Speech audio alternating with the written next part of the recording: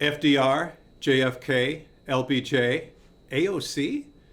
Could Alexandria Ocasio-Cortez actually be the next president of the United States? Let's find out in this week's edition of Whole Hog Politics. I'm Bill Sammon, joined by my old pal Chris Stirewalt, who writes Whole Hog Politics for The Hill each week. Chris, this week you wrote that AOC is, quote, looking formidable in her party, and you further wrote, quote, the way AOC would win the Democratic nomination would not look so different from the way a New York radical on the other side, Donald Trump, succeeded with Republicans in 2016. Elaborate. What do you mean by that? Well, if you have a plurality, right? If you have a chunk of your party that's with you, you can swing that wrecking ball. Bernie Sanders nearly did it, right? And I think his success was wildly overrated. I think the 2016 Democratic nominating process was a lot more about what was wrong with Hillary Clinton than what was right with Bernie Sanders. But in 2020, you saw it kind of happen, right? You had a bunch of folks fighting to be normie Democrats, and you had Bernie Sanders. If it hadn't been for Elizabeth Warren, you can see a story that if the two of them were not splitting up the hardcore progressive vote, I can tell you a story about how Bernie Sanders wins. Yeah, it was South Carolina for Biden. Yeah, it was a lot. We know that story. But I think you also can say Bernie Sanders alone maybe beats Joe Biden if he doesn't have to contend with Elizabeth Warren. Right. And AOC is in a very similar position. The Democratic presidential field is taking shape. Who's her rival? Who is the person that appeals to young progressives in that way? Ruben Gallego could have been going that direction, but he's moderated, right? In order to win a Senate seat in Arizona and also sort of find the place where the broader American electorate is, Ruben Gallego has moderated. He's worked with Republicans on things. He's tried to demonstrate that he's played up the fact he's a veteran, he's a normal person. And he's done that, which is, of course, not what radical, ideologically committed subgroups do. In 2016, Donald Trump figured something out. He was famous. AOC is definitely famous. And he knew what the issue was. And the issue was immigration. Inside the Republican Party, people had been fighting over immigration 2008, 2012. It was this Tom Tancredo. There was this energy that had been knocking around in the Republican Party since the Bush effort at a comprehensive immigration plan, and Donald Trump grabbed it with both hands, and he got going, and it turned into a significant enough plurality in a divided field that he could knock them all down. And I'm looking at a Democratic field that is shaping up so far very much that way. You have a bunch of people trying to be normie Democrats, and I don't see who AOC's Elizabeth Warren is. I don't see who the person who has the celebrity, who has the name identification, who has the connection, who has, in April, Bernie Sanders took her on a tour of the West, and it was a campaign tour, and they called it, eating the rich or oligarchy is bad or whatever, but they were drawing tens of thousands of people to events, sometimes in red kind of leaning places out West. And what I took away from that was that Bernie Sanders was giving her his imprimatur, that he was saying, this is the chosen one. I'm passing the torch to AOC, and she could really turn him out. Chris, you talk about how she's sort of swimming in her own lane, and you have all of these so-called normies or center-left contenders are crowding the sort of center-left lane. But it makes me wonder, has the Democratic Party moved so far left that people like Tim Walz or Kamala Harris or Pete Buttigieg are now considered center-left? Really, because if you look at the positions and the history, you could make the argument that they're pretty solidly liberal. You're saying AOC is still in a lane by herself. She's out further left. So if you are ideologically radical, if the point of I don't think that Tim Walz or Kamala Harris are radical. I think that they've made choices based on what they thought people wanted and what would be popular. I think they're pragmatic. I think Gavin Newsom, when he was a Wokey McWokington, all of the stuff that he did was being pragmatic, just as he is now being pragmatic, as he is like, yeah, we got to get the trans women out of the sports. So the thing I like about politicians is they basically do whatever, right? Donald Trump was unsure. He didn't think maybe we should ban partial birth abortion. Yeah, exactly. At one point in his life. Yeah. And now he is the most pro-life president who's ever been. So what did he say? He's Mr. Fertility or something. I'm like, okay, so you've gone on the journey. People do evolve, but I like the fact that politicians are subject to the whims of the electorate to a certain degree. What people in primaries want is somebody who's crazy, right? They want somebody who is hardcore. And you mentioned, the problem for Harris and Waltz is that they lost, right? Yeah. They got the stink on them. Yeah. And that's a bigger problem than their ideology right now.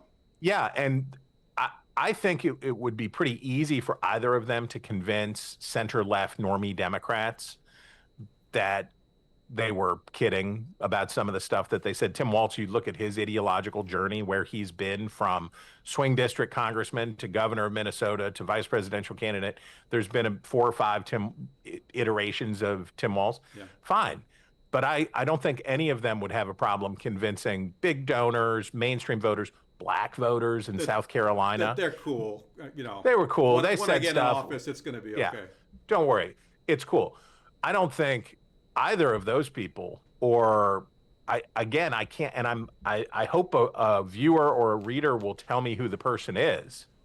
I can't think of anybody who could seriously contend with Alexandria Ocasio-Cortez for the diehard progressive left in the same way that Elizabeth Warren could for Bernie Sanders. Bernie Sanders might have been the Democratic nominee in 2020 had it not been for the fact that Elizabeth Warren was over there slicing up that vote. Yeah. And I don't, the person will probably arise at some point, because when there's a thing of value, and one of these other people, you mentioned Buttigieg.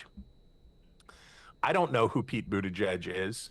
I don't know what he's a technocrat, but he's a technocrat who has a dial that he can go from more moderate to more progressive to more whatever. Might he try to contend with her? I don't know. I doubt he'd get there, because they love her.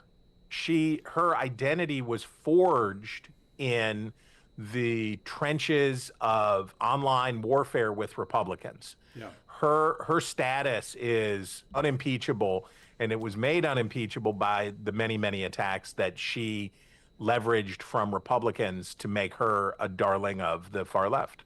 And she's not one of these people that could wink and say, it'll be cool when I'm in there, I'll moderate. No, she strikes you as a true believer that's really going to stick to her liberal. But the candidates who win, it's funny you say wink.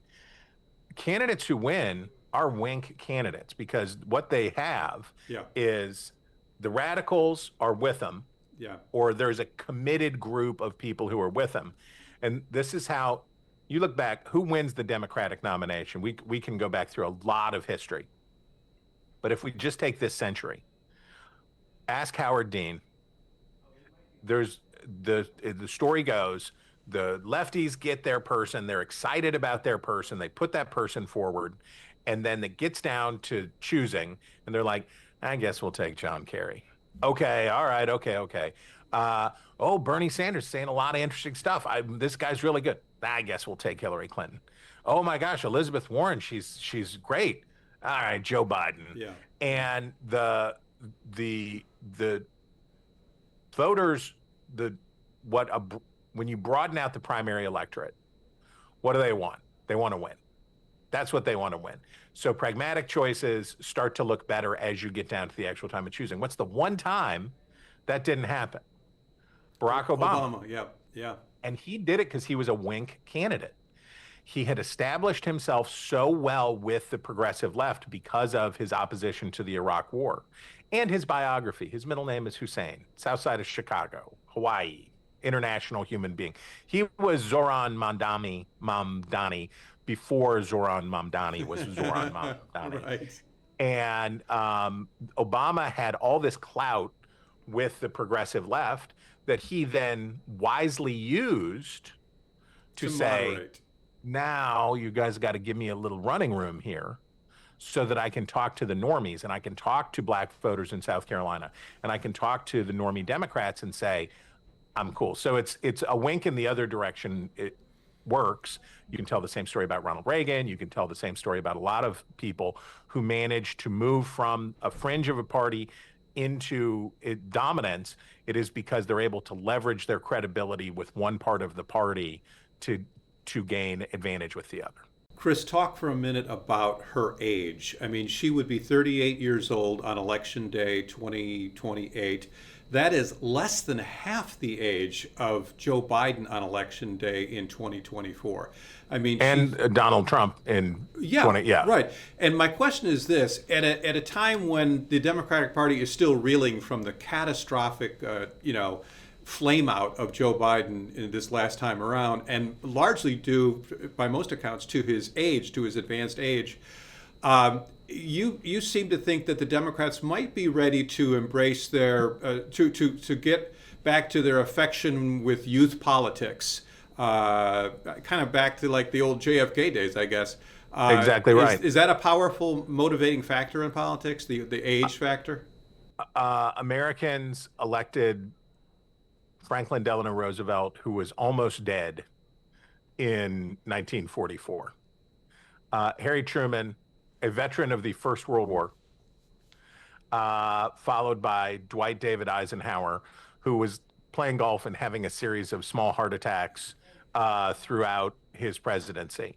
What was the turnaround? Both major party nominees in 1960 were young men, right? Kennedy was young. Certainly everybody knows that. Richard Nixon was 46 or something. He was young, and it was a youth movement. There will be a substantial backlash inside both of these parties against the decrepitude of their leaders. And I say this with love for you and the baby boomers who I like. But the fall of the baby boom, right? This generation, I wrote a piece that it was after after 2016. I wrote a piece that was like, well, we've probably seen the end of the baby boomers in the presidency. Little did I know, the Barack Obama and George Bush are both younger than our past two presidents. Right. And I'm a younger boomer. I'm technically a boomer. You're a young boomer. I could still be elected president. You could. You would make a great. Now, don't. When people see the video of your headphones, where it looks like, when they see this headphone, your presidential ambitions are over, because they're going to say, this guy is working with Dre. He's out in the studio. He's making it happen, and frankly, when your career as a producer takes off, you're not even gonna care about I politics. literally haven't seen myself in these headphones because my producer handed me these new headphones as I sat down, and I don't have a monitor. Well, so I'm going to trust you that they look good on me. It's spectacular. Chris, before we let the time get away from us, you're also the host of The Hill Sunday, our Sunday morning show on News Nation. What do you want to talk about this Sunday as we near the 6-month mark of the Trump presidency?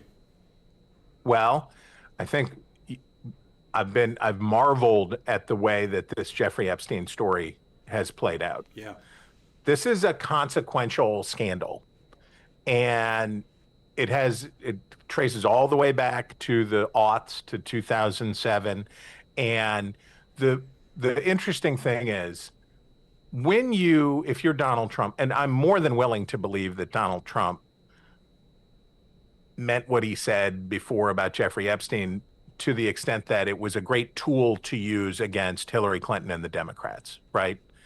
And it was great for the MAGA folks to really light them up on Epstein and to wink at the sort of QAnon energy around it. One of their favorite insults has always been that somebody's a pedophile, and here it was sort of it answered the question that conspiracy theorists always want. It's like, what is the thing? And you can't just tell them, well, human nature is, the crooked timber of humanity is a real bad scene, and it has no history. We're always bad. It's just people.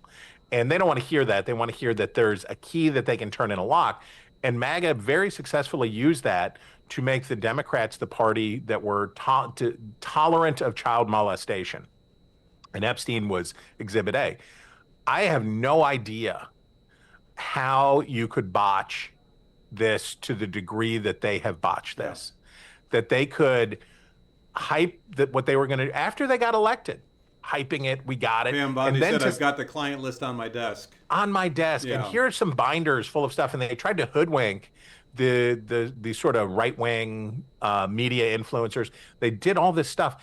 And then to say, and I think the most consequential clip of the week is the clip of Donald Trump saying, who's talking about Jeffrey Epstein? Yeah, it really got under his skin when this topic came up.